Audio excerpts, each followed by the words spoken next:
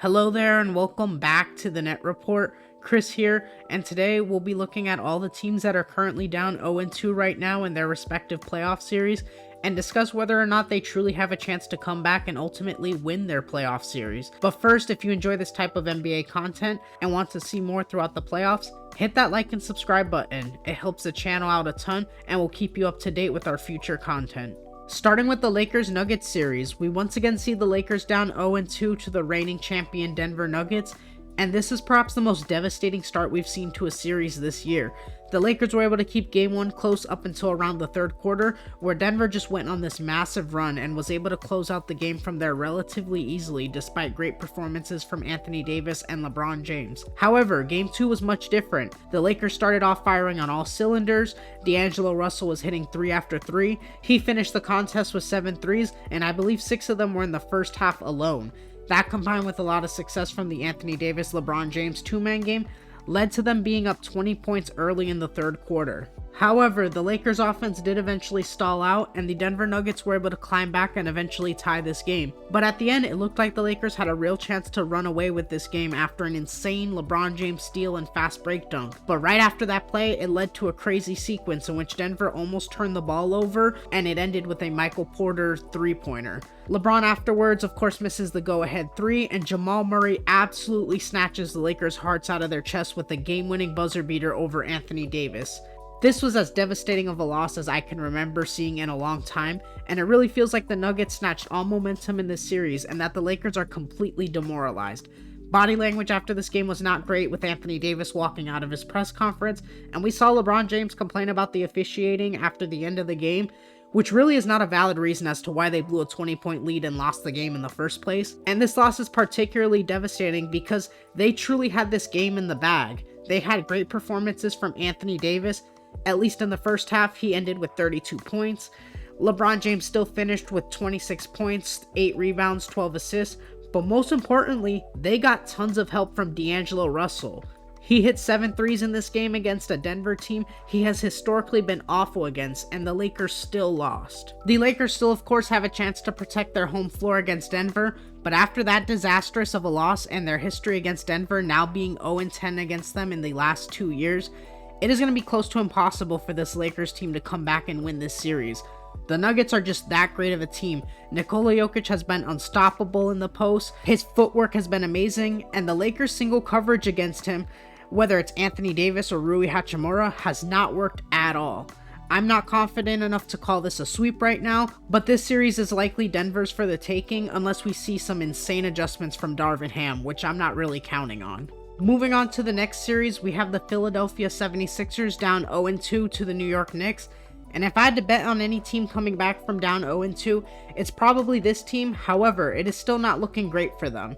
The Knicks, of course, ended up taking Game 1 in large part due to the production of Josh Hart and Miles McBride, who were both incredible that game. Joel Embiid went out for a few after that insane dunk, which helped spark a Knicks run. However, the Knicks were able to hold on in large part due to these insane shots that Josh Hart ended up hitting. And in Game 2, it was a lot of back and forth, which ultimately led to the 76ers having a 5-point lead where chaos ensued.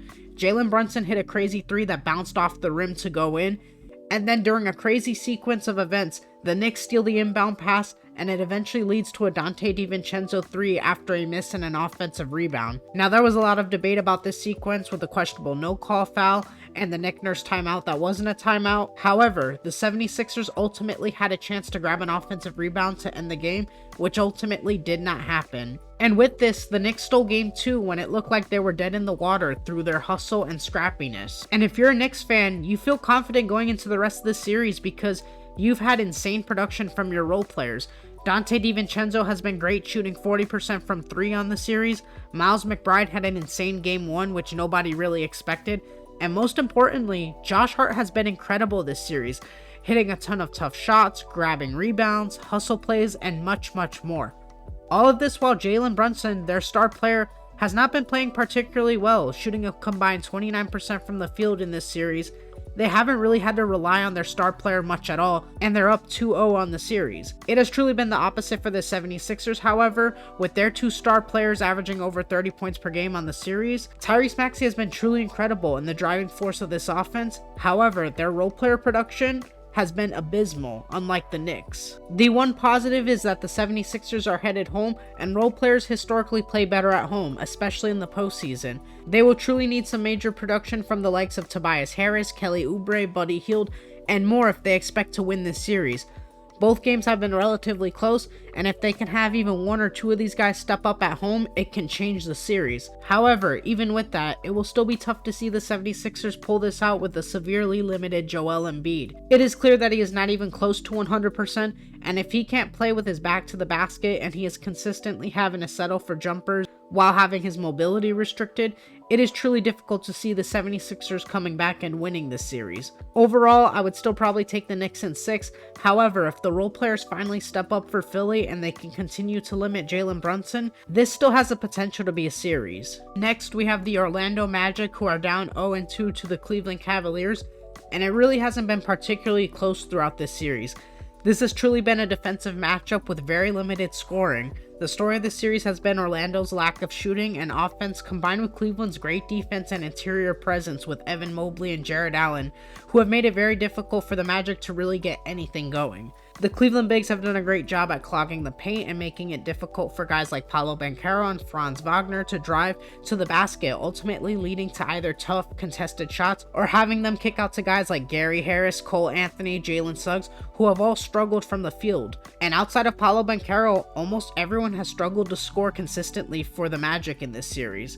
The Magic shot just 33% in Game 1 and only shot 36% in Game 2, which is just unacceptable if you're trying to win playoff basketball games. Despite Orlando's great defense throughout the series, holding the Cavs to under 100 points in both contests, their offense has not been able to keep up. Donovan Mitchell has been incredible and the main offensive force for the Cavs in this series. That combined with their defense in the paint, as well as consistently being able to give the Magic tough looks on the perimeter, has given them a 2-0 series lead. Orlando now returns home, and if they hope to have any shot at coming back or winning any games in this series, they will really need their guys to hit shots and force Evan Mobley and Jared Allen out of the paint occasionally to open up driving lanes for Franz Wagner and Paolo Banchero. If not, the series can get really ugly and has the potential of ending in a sweep. The biggest key for the Magic is going to be the shooting and some actual offensive help from their guards, including Jalen Suggs and Cole Anthony. You can't have another game where Jalen Suggs shoots under 40% and is not shooting great from 3, and Cole Anthony definitely cannot have another game where he doesn't register a single field goal made. Overall, the Cavs probably will end up winning this series in 5 or 6, but I could see Orlando taking a game here or there if their players are actually able to hit shots, especially at home. Finally, we have the Phoenix Suns down 0-2 to the Minnesota Timberwolves, and the story of the series has been Minnesota's incredible defense. Both games have not been particularly close, and the series has really felt like Minnesota's coming out party. One of the biggest factors in this series has been Jaden McDaniels' incredible defense throughout the series, especially on Devin Booker. Devin Booker has been limited to just 38% from the field on the series, and a big part of that has been the defense of Jaden McDaniels. And it comes back to what many of us expected with the Phoenix Suns. There is not a lot of depth on this team, and with their stars struggling, it is really difficult to find offense to win these games. Nobody has scored more than 20 points for the Suns in the series outside of Kevin Durant in Game 1, with Bradley Beal only averaging 14.5 points per game in the series, and Devin Booker being limited to 19 points per game.